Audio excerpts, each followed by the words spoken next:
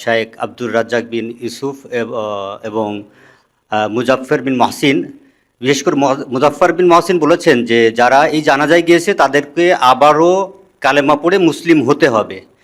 যে আসলে শিয়ারা কি অমুসলিম, বা এই যে যে কথাগুলো বললেন এটা যুক্তিগত, এবং সাধারণ মানুষ কিন্তু মনে করছে যে অনেক সময় যে এই ধরনের স্কলাররা এটা কথা বলা মানে নিঃসন্দেহে তাহলে এর ভিতরে কোনো একটা বিষয় আছে। এটা একটু ক্লিয়ার করবেন প্লিজ। Thank you.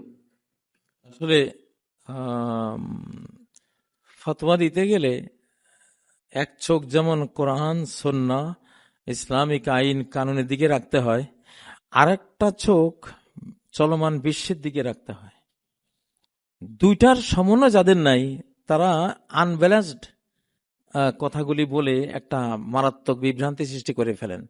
দেখেন, এটা এটা হলো মুসলিম অমুসলিম কনফ্লিক্ট, মুসলিম অমুসলিম যুদ্ধের ক্ষেত্র, রণক্ষেত্র।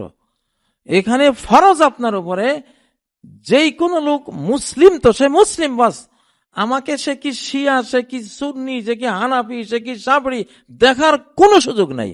আমার মুসলিম ভাই, আমি তার পক্ষ নেবই, তার জানাজা করবই, তার পক্ষে আমি কথা বলবই। এটা হযরতে মুয়াবিয়া আর হযরত আলীর দ্বন্দ্বের মধ্যে এই জিনিসটা ক্লিয়ার হয়েছে। যখন হযরত মুয়াবিয়া আর হযরত আলীর যুদ্ধ চলছিল, সে সময় রোমের বাদশাহ মুয়াবিয়া রাদিয়াল্লাহু তাআলা আনহুকে একটা চিঠি লিখেছেন যে, হে মুয়াবিয়া, তুমি আমার ফ্রেন্ড, আলী তোমার বিরুদ্ধে যুদ্ধ ঘোষণা করেছে, তুমি শুধু আমাকে পারমিশন দাও, তাহলে আমি এক বিশাল বাহিনী পাঠিয়ে আলীর কল্লা কেটে তোমার কাছে উপহার পাঠাবো। আজকের যদি আমাদের মতো মুসলিম হইতো, আমরা তো কি বলতাম, ভাই এতদিন বলিস নাই কেন, তুই কই আছিস ভাই, তাড়াতাড়ি কর, ঠিক না? আর হযরত মুয়াবিয়া কি বললেন, ইয়া কালবার রোম মা দুখুলুকা বাইনা ইখওয়াইনি তাশাজারা, ও রোমের কুত্তা, রোমের বাদশারে বলতেছে, ও রোমের কুত্তা, দুই মুসলিম ভাই আমরা ঝগড়া করছি, আমাদের দুই ভাইয়ের মাঝে তোর এই অনধিকার প্রবেশ করার সাহস কোত্থেকে এলো? যদি তুই আর একটা কথা বলিস, তাহলে আমি একটা বাহিনী প্রেরণ করব, যার এক মাথা থাকবে আমার কাছে, আরেক মাথা যাবে তোর রাজধানীতে, আমার ভাই আলীকে আমি উপহার পাঠাবো। যে রাজনীতির বিষয়গুলোতে ডাইরেক্ট হুকুম হাকামের মতো ফতোয়া দেওয়া সম্ভব নয়। হুকুম হাকাম ইসলামের স্বচ্ছ দিনের মতো, এইটা সঠিক আকিদা, এটা বাতিল আকিদা, এইটা হালাল, এটা হারাম। কিন্তু রাজনীতির বিষয়গুলো কেন স্বচ্ছ নয়? ওইটার সাথে আমি কানেক্টেড না, ওর জায়গায় আমি নাই। তাহলে কে কোন প্রেক্ষাপটে কি সিদ্ধান্ত নিচ্ছে, ওই প্রেক্ষাপট এবং সিদ্ধান্তের নিয়াত ও জানে আর আল্লাহ জানে। ওর প্রেক্ষাপট এবং ওর নিয়াতের উপরও আল্লাহর কাছে জবাবদিহি দিবে। আর যেহেতু ওই প্রেক্ষাপট এবং ওই নিয়াত আমার জানা নাই, ফলত আমি ডাইরেক্টলি বলতে পারবো না যে না ও এটা আমি তার সাথে এইভাবে যুক্ত বা এইভাবে বিরুদ্ধে। আমি কি বলতে পারবো? কারো যদি আকিদা জিজ্ঞেস করা হয় যে এই আকিদা কি ভুল ত্রুটি কিনা, সেটা ডাইরেক্ট বলতে পারবো যে হ্যাঁ, শিয়াদের আকিদার মধ্যে এই ভুল ত্রুটি আছে, বা অমুকের এই আকিদা ভ্রান্ত, বা খারেজিদের এই আকিদা ভ্রান্ত। এইটা আমি ডাইরেক্টলি ক্লিয়ার কাট বলে দিতে পারবো। এখন এর মধ্যে যে পড়ুক সেটা দেখে লাভ নাই, কে আর ভ্রান্তির মধ্যে পড়লো কে পড়লো না সেটা দেখে লাভ নাই। কিন্তু ওই ভ্রান্ত ব্যক্তির রাজনৈতিক ডিসিশন সঠিক না ভুল, এটা ওই প্রেক্ষাপটে না থাকলে বলতে পারবো না। ফলত আমার পক্ষে এই স্পেসিফিক বিষয়ে সরাসরি মন্তব্য করা আমার কাছে মনে হয় যে এটা অনেক সময় না জেনে কথা বলার মধ্যে পড়ে যেতে পারে, পলিটিক্যাল ডিসিশনগুলো। ফলত জেনে ওই অবস্থা এবং ওই পরিবেশ বুঝে মন্তব্য করাটাই বেশি ভালো। আর আমরা কিসের উপর থাকতে পারি? আমরা আকিদা এবং আমলের উপর ডাইরেক্ট মন্তব্য করতে পারি। যে আমরা ধরেন জিজ্ঞেস করতে পারেন যে শিয়াদের কি কি ভ্রান্ত আকিদা আছে, এগুলোর উপর আমরা ডাইরেক্ট আলোচনা করতে পারি। কোন কোন লেভেলের ভ্রান্তি থাকলে একজন শিয়া কাফের হয়ে যেতে পারে, যেমন সাহাবীদেরকে গালিগালাজ করা, এইটা এমন একটা লেভেল যেটা ক্রস করলে মানুষ কি হয়ে যায়? কাফের হয়ে যায়। এখন কাফেরদেরও পলিটিক্যাল ডিসিশনের সাথে অনেক সময় রাসূল সাল্লাল্লাহু আলাইহি ওয়াসাল্লাম ছিলেন। এটা কোথায় ছিলেন? গলিবাতির রোম যখন অবতীর্ণ হলো, তখন রাসূল সাল্লাল্লাহু আলাইহি ওয়াসাল্লাম খন্দকের যুদ্ধ তখন চলমান।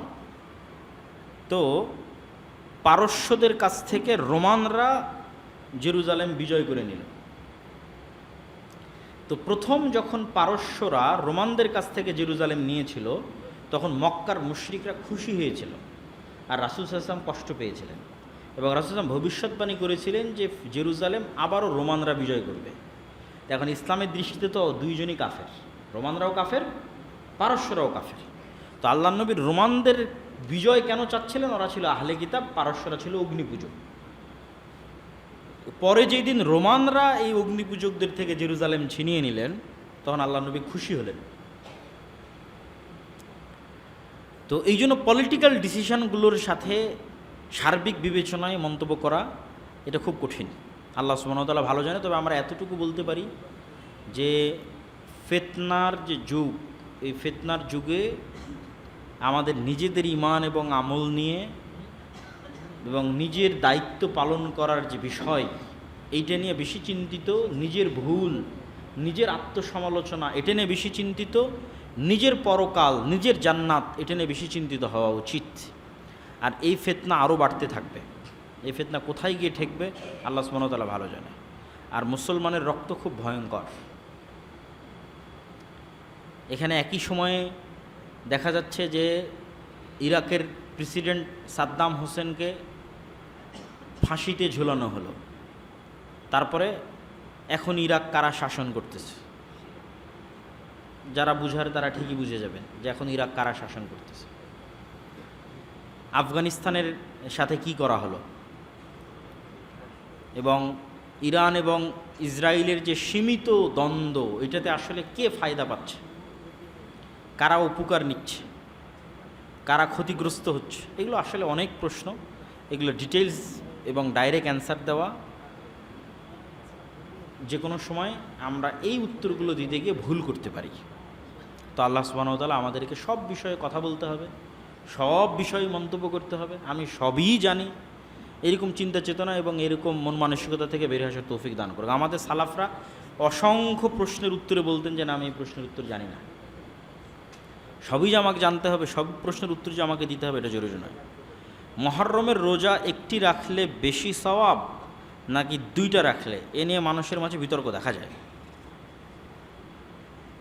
মুহররমের সিয়াম মূলত একটা,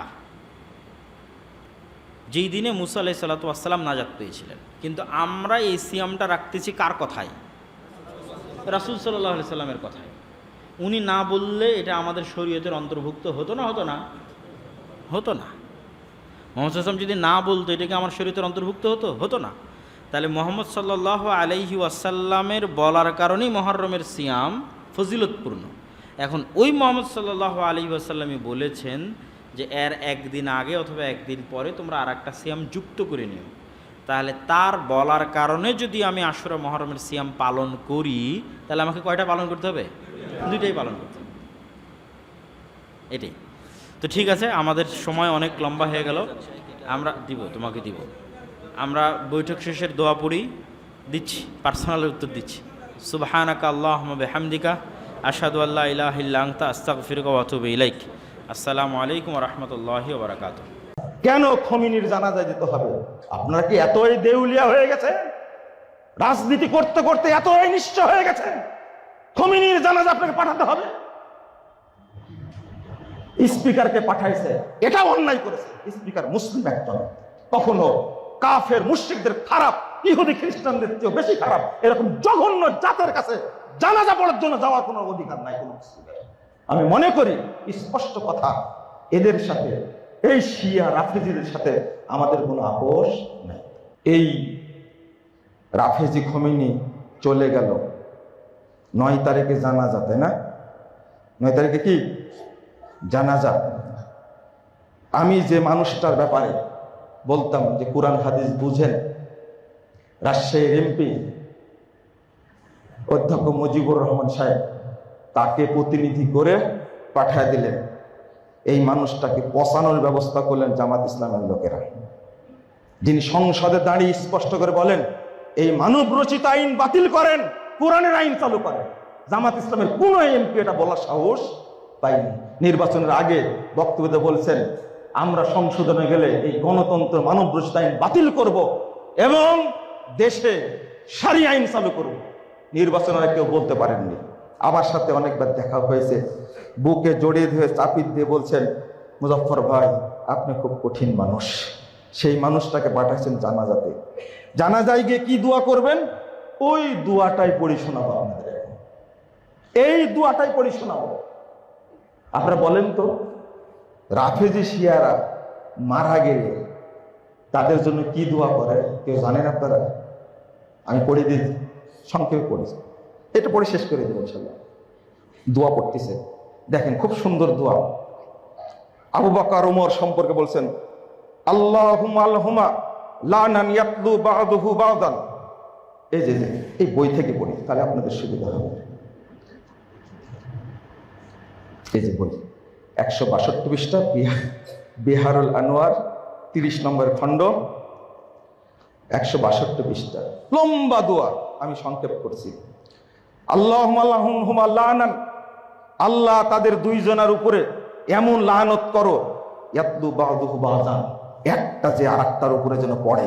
ওয়াহশুরহুমা ওয়া আতবাহুমা ইলা জাহান্নামা যুরকা, তাদের দুইজনকে এবং তাদের যারা অনুসারী আছে তাদেরকে জাহান্নামে একসঙ্গে জমা করো। বলেন নাউজুবিল্লাহ, বলেন। আল্লাহুম্মা ইন্না নাতাকাররাবু ইলাইকা বিল্লানাত লাহুমা ওয়াল বারাআতি মিনহুমা ফিদ দুনিয়া ওয়াল আখিরা।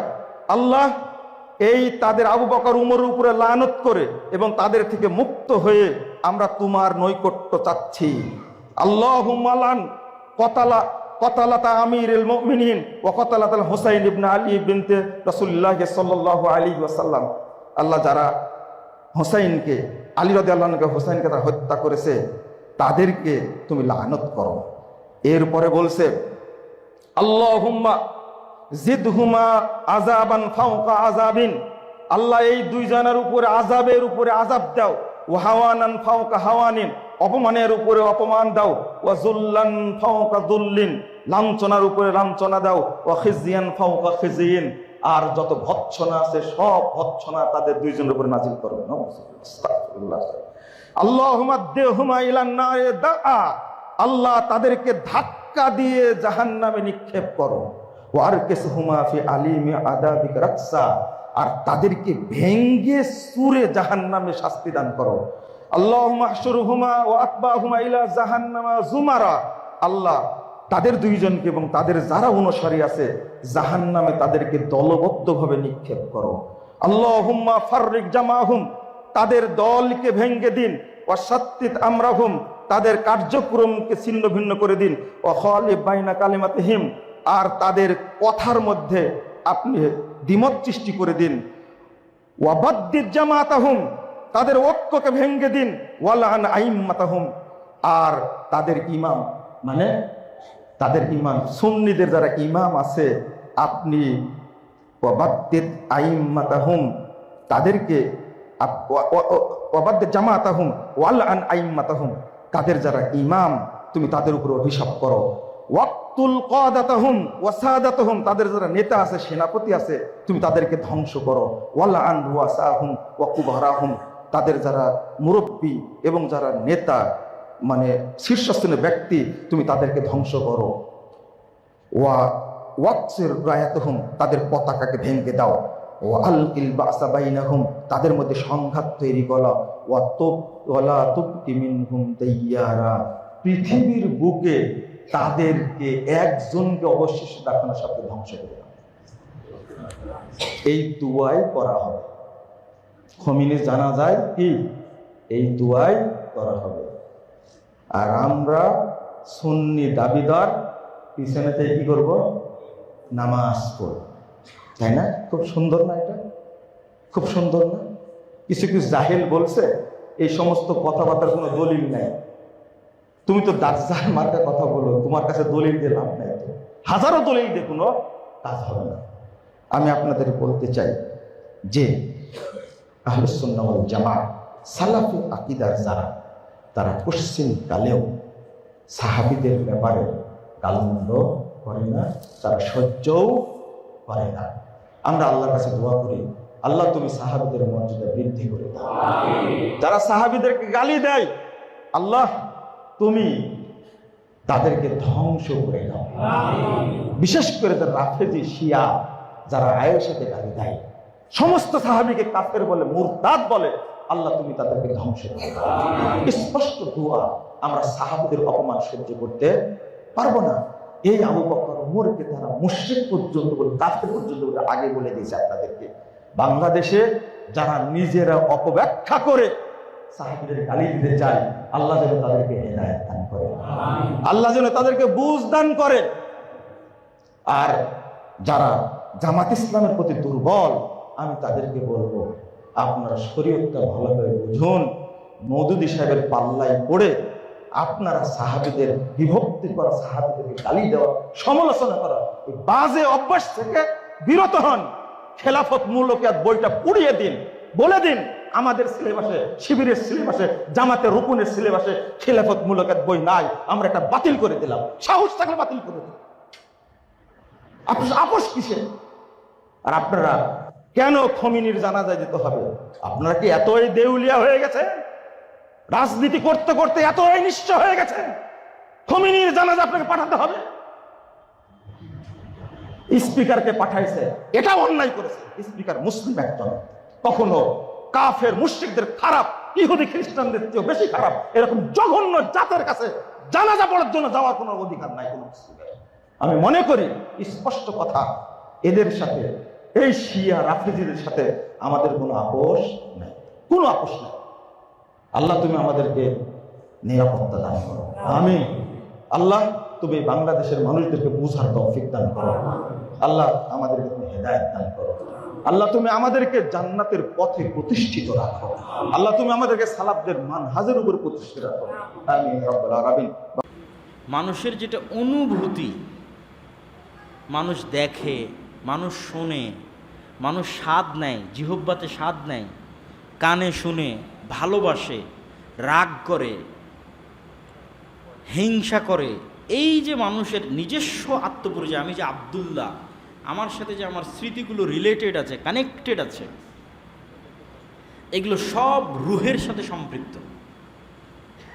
মনে করেন আপনি কোনো এক সময় বিজ্ঞানের উন্নতির যুগে গিয়ে আমার পুরো মেধা কপি পেস্ট করে আর একটা রোবটকে দিয়ে দিয়েছেন, দিয়ে আমার মেধা অনুযায়ী রোবট কাজ করতেছে, কিন্তু ওই রোবটের মধ্যে আমার রুহ না থাকার কারণে আমার যে অনুভূতি, আমার যে ভালোবাসা, আমার যে স্মৃতি, এইটা ও কোনোদিন অর্জন করতে পারবে না। তাহলে এই জিনিসগুলো মূলত রুহের সাথে কানেক্টেড। আর বাকি যে জিনিসগুলো স্বাভাবিক শরীরের কার্যক্রম রুহের সাথে কানেক্টেড নয়। ফলত যতক্ষণ আমি জেগে আছি ততক্ষণ আসলে রুহ দিয়ে কাজ করতেছি, দেখতেছি। এটা আসলে মূলত দেখার যে অনুভূতিটা, এটা রুহ দিয়ে কাজ হচ্ছে। শ্রবণের যে অনুভূতিটা, এটা রুহ দিয়ে কাজ হচ্ছে। যখন আমি ঘুমাই তখন এগুলো সব বন্ধ হয়ে যায়, মানে আমার রুহের যেগুলো মৌলিক কাজ সেগুলো সব বন্ধ হয়ে গেছে। আমার শরীর ফিজিক্যালি চলতে পারে, কিন্তু রুহ দিয়ে আমি যে মৌলিক কাজগুলো করি, দেখা, শোনা, অনুভূতি, চিন্তা, এগুলো সব বন্ধ হয়ে গেছে। তো ওইটা সম্পূর্ণরূপে মৃত নয়, আল্লাহ সুবহানাহু ওয়া তাআলা ভালো জানেন। কিন্তু একটা লেভেল পর্যন্ত আল্লাহ রুহকে নিয়ে নেন এবং রুহের সাথে শরীরের একটা ন্যূনতম সম্পর্ক বজায় থাকে। আল্লাহ সুবহানাহু ওয়া তাআলা চাইলে যখন আবার মানুষ জেগে ওঠে এবং তার ষষ্ঠ ইন্দ্রিয় সজাগ হয়ে যায়, তখন এই ষষ্ঠ ইন্দ্রিয়ের কাজই রুহের কাজ। এই দেখা, বুঝা, চিন্তা করার কাজই হচ্ছে রুহের কাজ। ওটাই রুহ। ঘুমালে ওটাই থাকে না। তারপরের প্রশ্ন, আর কেউ প্রশ্ন করবেন? ও, হাতে একটা দিয়েছেন, শহীদ মিনারে ফুল দেওয়া। এইগুলো প্রশ্ন তো আপনারা জানেন, এগুলো তো আমাদের বক্তব্য দিতে দিতে শায়েখ আব্দুর রাজ্জাক বিন ইউসুফের শক্ত বক্তব্য আছে। তারপরেও যদি জিজ্ঞেস করেন তাহলে কি উত্তর দেব? তাওহীদের বিশ্বাসের অন্যতম একটা বড় বিশ্বাস হচ্ছে নির্দিষ্ট কোনো কিছুর প্রতি, স্থান, কাল, পাত্র, দিন, নদী, পাথর, গাছ, খাম্বা, নির্দিষ্ট কোনো কিছুর প্রতি মাত্রাতিরিক্ত ভালোবাসা এবং সম্মান তাওহীদের পরিপন্থী। নির্দিষ্ট যে কোনো কিছু, এটা আল্লাহ সুবহানাহু ওয়া তাআলার তাওহীদের পরিপন্থী এবং শিরক তৈরি হওয়ার ওসিলা, শিরক শুরু হওয়ার মাধ্যম। এই জন্য শিরকের যত রাস্তা আছে সব রাস্তা বন্ধ করতে হবে, তার মধ্যে এটাও শিরকের একটা রাস্তা। জি, আমাদের যদি আর কোনো প্রশ্ন না থাকে আমরা বৈঠক শেষে দোয়া পড়ি এবং আজকের যে আলোচনা শুনলাম যে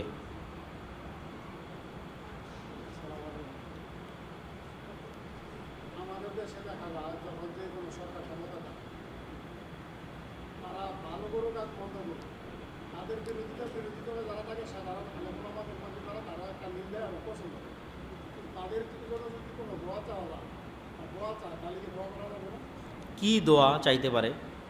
ধরেন বর্তমান সরকার তারা যদি আজকে আমাদের পূর্বে আমাদের ইমাম সন্দেহ করছিলেন তারা যতক্ষণ ভালো কাজ করে ততক্ষণ তারা ক্ষমতা থাকে, যখন ইসলামের বিরুদ্ধে তখন তারা আল্লাহ তাদেরকে মানবে ওইভাবে মাঝে যদি কেউ মারা যায় না না না আমি বলি দোয়ার ভাষাটা ওইভাবে না, দোয়ার ভাষাটা হবে এরকম যে আল্লাহুম্মা ওয়াফিক উলাতা আমরিল মুসলিমিন লিমা তুহিব্বু ওয়া তারদা। ভাষাটা ওইভাবে না, ভাষাটা এইভাবে তবে হে আল্লাহ মুসলমানদের যারা দায়িত্বশীল তাদেরকে ওই কাজ করার তৌফিক দেন যেই কাজ আপনি ভালোবাসেন, যেই কাজ আপনি পছন্দ করেন। দোয়াটা হবে এটা। দোয়াটা এটা নয় যে ও হ্যাঁ ওর ক্ষমতা আল্লাহ এতদিন রাখুক মুখ দেন, এটা না। ক্ষমতায় যেই আসুক তার জন্য দোয়া কী হবে, তাকে যেন আল্লাহ ওই কাজ করার তৌফিক দেয় যে কাজে ইসলাম, মুসলমান এবং আল্লাহর সন্তুষ্টি আছে, আর ওই কাজ থেকে যেন আল্লাহ তাকে বেঁচে থাকার তৌফিক দেয় যে কাজে ইসলাম, মুসলমান এবং আল্লাহর সন্তুষ্টি আছে। এই দোয়াটা করা যায় এবং এই দোয়া করা উচিত, সেটা সবার জন্য, সকল দেশের সকল মুসলিম শাসকের জন্য এই দোয়া করা যাবে। যদি কোনো নেতা মারা যায় জি, মৃত্যুর পরে যদি তার জন্য দোয়া চায় তারপর তাহলে দোয়া করা হবে?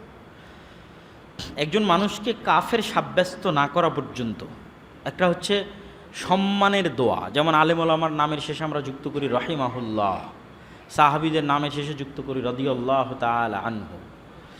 এইরকম সম্মানের দোয়া যদি আবার এমন কারোর জন্য হয় যে ফাসেক, তাহলে সমাজে ভুল মেসেজ যায় যে একজন ফাসেক মানুষের এত সম্মান, তাহলে পাপ কাজ না করেই বা কি, বা করেই বা কি, এটা একটা ভুল মেসেজ যায়।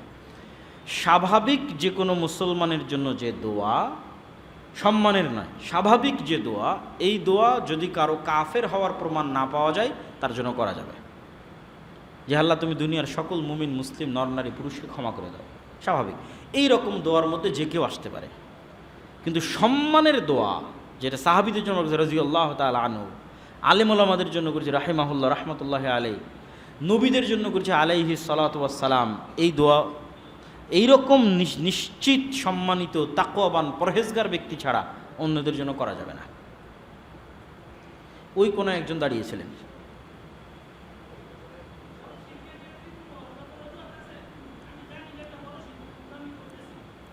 কিসের ক্ষেত্রে? হ্যাঁ, বড় শিরকের ক্ষেত্রে কি আছে?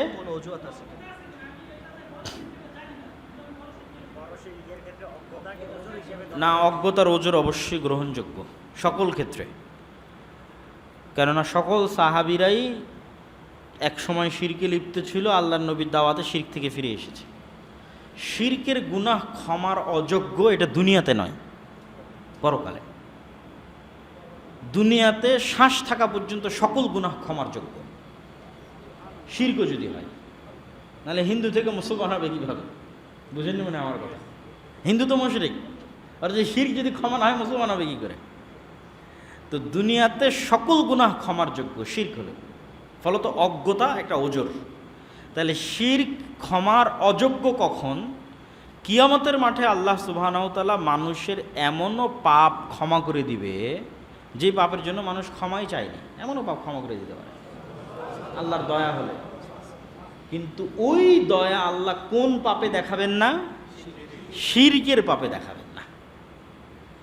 শিরক ছাড়া বাকি সকল পাপ আল্লাহ চাইলে ক্ষমা করে দেবেন। তাহলে ক্ষমার অযোগ্য শিরক কখন? কিয়ামতের মাঠে। তাহলে মানুষের উচিত সর্বনিম্ন কি নিশ্চিত করা? শিরক মুক্ত মৃত্যু নিশ্চিত করা। অ্যাটলিস্ট মিনিমাম যেই ক্যাটাগরি প্রত্যেক মানুষের ফিল আপ করা উচিত পরকালে মুক্তির জন্য, সেটা কি? শিরক মুক্ত মৃত্যু নিশ্চিত করা। তাতে যদি টুকটাক আমলের কমও থাকে, টুকটাক অন্য গুনাহ থাকে, কি যেন না থাকে? শিরক যেন না থাকে, এটা সর্বনিম্ন।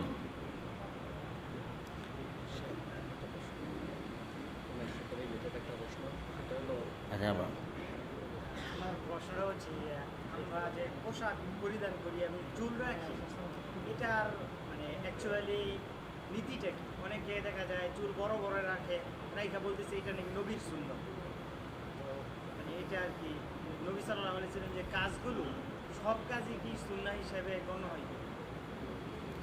প্রথম কথা হচ্ছে যে কোনো মানুষের প্রতি ভালোবাসার আলামত হচ্ছে মানুষ যাকে যত বেশি ভালোবাসবে তাকে হুবহু তত অনুসরণ করতে চাইবে, যেটা এখন মেসির ফলোয়ারদের দেখলে বোঝা যায়, বা আরও যারা অন্যান্য প্লেয়ার আছে তাদের ফলোয়ারদের দেখলে বোঝা যায় যে সে ওই গেঞ্জি পরতে চায়, ওই স্টাইলে চুল রাখতে চায়, কেন ওটা ভালোবাসা। তাহলে এখন আমি দাবি করতেছি আমি মোহাম্মদ সাল্লাল্লাহু আলাইহি ওয়াসাল্লামকে ভালোবাসি, কিন্তু মোহাম্মদ সাল্লাল্লাহু আলাইহি ওয়াসাল্লামের মুখে দাঁড়িয়ে আছে, আমার মুখে দাড়ি নাই, তাহলে ভালোবাসায় কি আছে? ঘাটতি আছে, কমতি আছে। এইটা হলো প্রথম মূল সেন্স, যে আমরা হুবহু রাসূল সাল্লাল্লাহু আলাইহি ওয়াসাল্লামের তার লাইফ স্টাইল, তার জীবনযাপন, তার খাওয়া, তার থাকা যত বেশি অনুকরণ করা যায় এটা ভালো। এখন একটা মাত্রা আছে যে যেটা করাই লাগবে, সেটা হচ্ছে ফরজ। আর একটা মাত্রা আছে যেটা না করলে কোনো গুনাহ নাই। সেগুলোর মধ্যে অনেক কিছু, যেমন মাথায় হয়তো টুপি দিয়েছি, এটা যদি কেউ না দেয় তাহলে গুনাহ নাই। আমরা হয়তো পাঞ্জাবি পরেছি, কেউ হয়তো জুব্বা পরেছে, জুব্বা যদি কেউ না পরে গুনাহ নাই। সর্বনিম্ন কি রক্ষা করতে হবে? সতর, ঢিলে ঢালা পোশাক, সতর ঢাকা থাকতে হবে, সেটা এখন যে পোশাক দিয়েই হোক। তো এই যেরকম কিছু জিনিস আছে যেগুলোর ক্ষেত্রে কি নাই? গুনাহ নাই। কিন্তু কারো ভালোবাসার সর্বোচ্চ মাত্রার আলামত হিসেবে, মানদণ্ড হিসেবে নির্ধারিত হবে সে কত বেশি আল্লাহ রাসূলকে অনুসরণ করতে পারছে। দিনে রাতে 12 রাকাত সুন্নাত সালাত কেউ যদি না আদায় করে গুনাহ নাই। রাতের তাহাজ্জুদের সালাত কেউ যদি না আদায় করে গুনাহ নাই। সকাল সন্ধ্যার জিকির কেউ যদি না করে গুনাহ নাই। উঠতে ফিরতে যত জিকির আছে, মসজিদে ঢুকতে, মসজিদে বের হতে, টয়লেটে প্রবেশ হতে, টয়লেট থেকে বের হতে, গাড়িতে উঠতে, বাড়িতে ঢুকতে গেলে একটার সাথে না করলে যে গুনাহ হবে, কবিরা গুনাহ, এরকম না। কিন্তু এগুলো প্রত্যেকটা আল্লাহর নবীর সুন্নাহ, লাইফ স্টাইল। তা আমি কত বেশি রাসূল সাল্লাল্লাহু আলাইহি ওয়াসাল্লামকে অনুসরণ করতে পারছি তার এগুলো মানদণ্ড। এবং যে যত বেশি রাসূল সাল্লাল্লাহু আলাইহি ওয়াসাল্লাম অনুসরণ করতে পারবে সে তত বেশি নেকি অর্জন করবে, কিয়ামতের মাঠে তার কাছে থাকবে, জান্নাতে তার কাছে থাকবে ইনশাআল্লাহ। ওই প্রশ্নটা যে ওটার সাথে রিলেটেড সেটা নিতে চাচ্ছে, কোরআনটা শুনে নিন। হচ্ছে যে দুটো শিরিক সম্পর্কে জানা যায় যে আনুগত্যের শিরিক আর হচ্ছে ভালোবাসার শিরিক। এই শিরিকের ক্ষেত্রে আমরা যে বর্তমানে বিভিন্ন মানে পাবলিক ফিগার বা সেলিব্রিটি আছে তাদেরকে অনুসরণ করি, তাদের ফ্যান ফলোয়ার হই, তাদেরকে ভালোবাসি, তো এটা কি ওই আনুগত্যের শিরিক বা ভালোবাসার শিরিকের মধ্যে যেতে পারে? এটা সরাসরি শিরক বলা যাবে না, কেননা শিরকের লেভেল তার মুখ থেকে, তার কার্যক্রম থেকে প্রকাশ পেতে হবে। এমনি একজনকে ভালোবাসলো, ভালোবাসে কিছু অনুসরণ করলো, এটাকে আমরা নিন্দা জানাই। এটাকে আমরা রাসূল সাল্লাল্লাহু আলাইহি এই রকমের ভালোবাসা আল্লাহ নবীর সাথে থাকতে হবে, তার অনুসরণ হতে হবে, অন্য কারো নয়। এগুলো বিভিন্ন অ্যাঙ্গেলে আমরা উৎসাহ দিতে পারি, কিন্তু সরাসরি এটা করলেই সে মুশরিক হয়ে গেল এটা বলা যাবে না। ওর ওই মাত্রার লেভেলটা মুশরিকের পর্যায়ে কি না, এটা তার কথা এবং আচার আচরণে বোঝা যাবে। কোন ক্ষেত্রে গেলে সেটা আনুগত্যের শিরিক হিসেবে গণ্য হবে? যখন সে ওই কাজগুলো করতে গিয়ে ইসলামের বিধিবিধানকে লঙ্ঘন করবে। যেমন খেলা আছে, খেলা চলতেছে, এর মধ্যে সালাতের সময় হয়েছে, সে সালাত বাদ দিয়েও খেলা দেখতেছে, কথার কথা বলতেছে। কোনো একটা বিষয় ইসলাম হারাম, কিন্তু তার ওই নির্দিষ্ট ফ্যান ফলোয়ার এটা করেছে, তারপরও সে করবে। তো এই জিনিসগুলো যখন দেখা যাবে তখন বোঝা যাবে যে না, এটা কোন লেভেলে চলে যাচ্ছে, আনুগত্যের শিরক বা ভালোবাসার যে শিরক, সেই লেভেলগুলোর দিকে পৌঁছে যাচ্ছে। এটা তার কাজ এবং তার কথায় প্রমাণিত হবে, সরাসরি ডাইরেক্ট বলা যাবে না।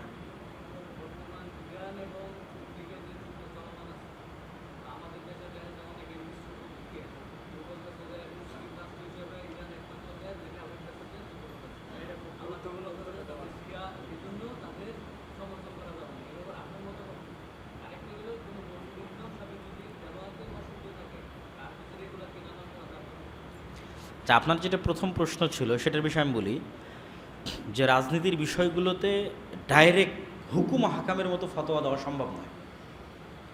হুকুম হাকাম ইসলামের স্বচ্ছ দিনের মতো, এইটা সঠিক আকিদা, এটা বাতিল আকিদা, এইটা হালাল, এটা হারাম। কিন্তু রাজনীতির বিষয়গুলো কেন স্বচ্ছ নয়, ওইটার সাথে আমি কানেক্টেড না, ওর জায়গায় আমি নাই। তাহলে কে কোন প্রেক্ষাপটে কি সিদ্ধান্ত নিচ্ছে, ওই প্রেক্ষাপট এবং সিদ্ধান্তের নিয়াত ও জানে আর আল্লাহ জানে। ওর প্রেক্ষাপট এবং ওর নিয়তের উপরও আল্লাহর কাছে জবাবদিহি দিবে। আর যেহেতু ওই প্রেক্ষাপট এবং ওই নিয়ত আমার জানা নাই, ফলত আমি ডাইরেক্টলি বলতে পারবো না যে না ও এটা আমি তার সাথে এইভাবে যুক্ত বা এইভাবে বিরুদ্ধে। আমি কি বলতে পারবো? কারো যদি আকিদা জিজ্ঞেস করা হয় যে এই আকিদা কি ভুল ত্রুটি কিনা, সেটা ডাইরেক্ট বলতে পারবো যে হ্যাঁ শিয়াদের আকিদার মধ্যে এই ভুল ত্রুটি আছে, বা অমুকের এই আকিদা ভ্রান্ত, বা খারেজিদের এই আকিদা ভ্রান্ত। এইটা আমি ডাইরেক্টলি ক্লিয়ার কাট বলে দিতে পারবো। এখন এর মধ্যে যে পড়ুক সেটা দেখে লাভ নাই, কে আর ভ্রান্তির মধ্যে পড়লো কে পড়লো না সেটা দেখে লাভ নাই। কিন্তু ওই ভ্রান্ত ব্যক্তির রাজনৈতিক ডিসিশন সঠিক না ভুল, এটা ওই প্রেক্ষাপটে না থাকলে বলতে পারবো না।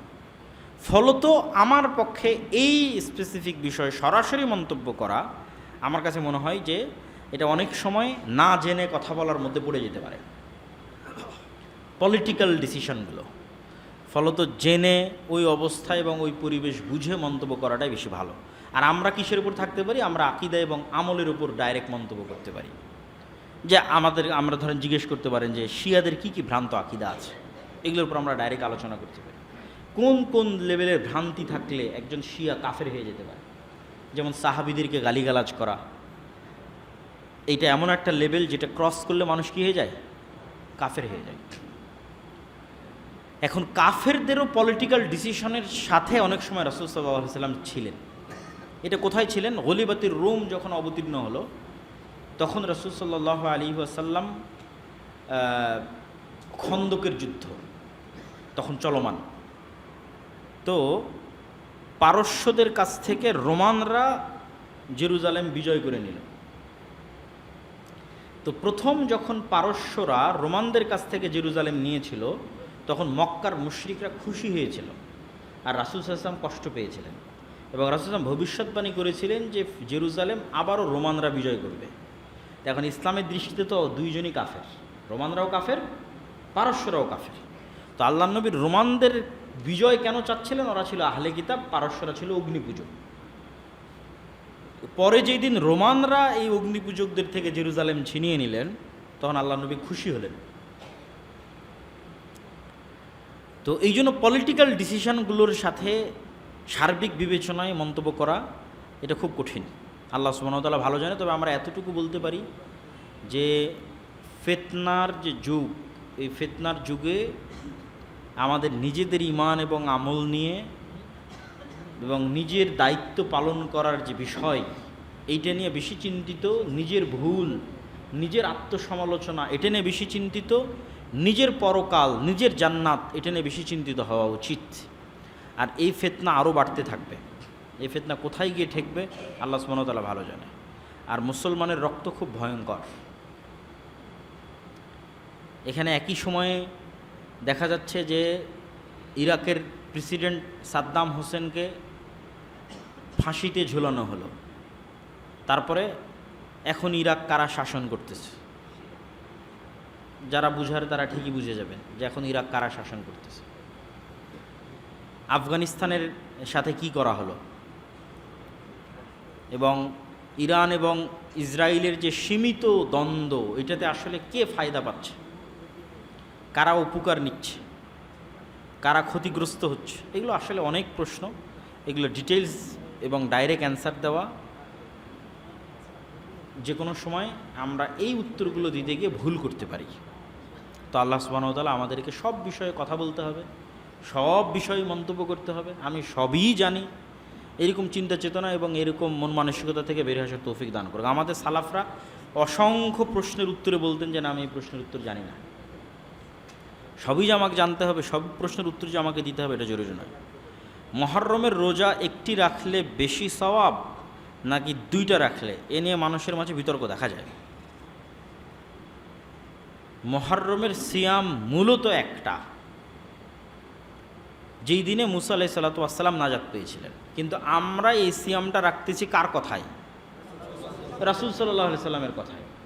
উনি না বললে এটা আমাদের শরীয়তের অন্তর্ভুক্ত হতো না? হতো না? হতো না। মুহাম্মদ সাল্লাল্লাহু আলাইহি ওয়াসাল্লাম যদি না বলতো এটাকে আমার শরীয়তের অন্তর্ভুক্ত হতো? হতো না। তাহলে মুহাম্মদ সাল্লাল্লাহু আলাইহি ওয়াসাল্লামের বলার কারণেই মুহররমের সিয়াম ফজিলতপূর্ণ। এখন ওই মুহাম্মদ সাল্লাল্লাহু আলাইহি ওয়াসাল্লামই বলেছেন যে এর একদিন আগে অথবা একদিন পরে তোমরা আর একটা সিয়াম যুক্ত করে নিও, তাহলে তার বলার কারণে যদি আমি আশুরা মুহররমের সিয়াম পালন করি, তাহলে আমাকে কয়টা পালন করতে হবে? দুইটাই পালন করতে হবে। এটাই তো ঠিক আছে। আমাদের সময় অনেক লম্বা হয়ে গেল, আমরা তোমাকে দিব। আমরা বৈঠক শেষের দোয়া পড়ি, দিচ্ছি, পার্সোনালের উত্তর দিচ্ছি। সুবহানাকা আল্লাহুম্মা বিহামদিকা আশহাদু আল্লা ইলাহা ইল্লা আনতা আস্তাগফিরুকা ওয়া আতুবু ইলাইক। আসসালামু আলাইকুম ওয়া রাহমাতুল্লাহি ওয়া বারাকাতুহু।